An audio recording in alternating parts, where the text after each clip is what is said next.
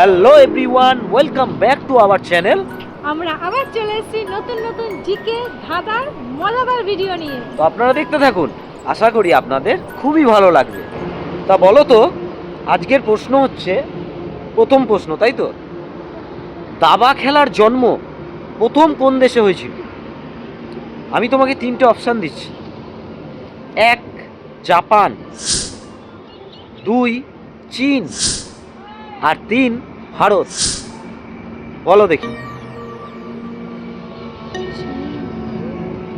আর বন্ধুরা, যারা দাবা খেলতে ভালোবাসেন তারা প্লিজ কমেন্ট করে জানাবেন।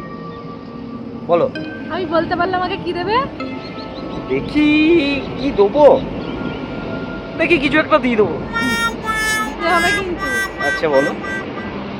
আমাদের ভারতবর্ষ। একদম সঠিক উত্তর, ভারতবর্ষ, যেখানে প্রথম দাবা খেলার আবিষ্কার হয়েছিল। আচ্ছা, তাজমহল তো চেনো নিশ্চয়ই, সবাই চেনে। তাজমহল আমাদের ভারতবর্ষের ঐতিহ্য বলতে পারো। তো তাজমহল যে বানিয়েছিল শাহজাহান মমতাজের স্মৃতি উদ্দেশ্যে, তাজমহল বানাতে কতজন শ্রমিক কাজ করেছিল জানো তুমি? জানো না? অপশান দিচ্ছি আমি তিনটে। 1 15,000, 2 20,000, আর 3 30,000। বলো।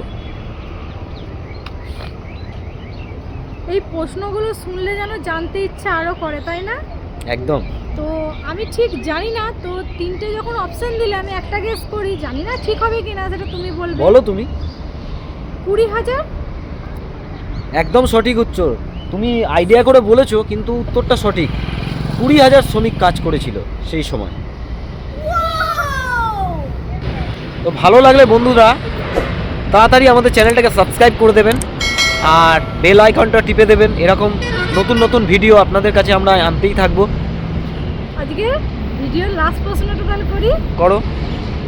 কোন জিনিস মানুষকে না জানিয়ে খাওয়ানো হয়, মানুষ কিন্তু জানলে পরে সেই জিনিসটা ধারে পাশে ঘেঁষে না, আর যদি না জেনে খেয়ে ফেলে তাহলে কিন্তু ভীষণভাবে সে ভেঙে পড়ে, কি কষ্ট পায়?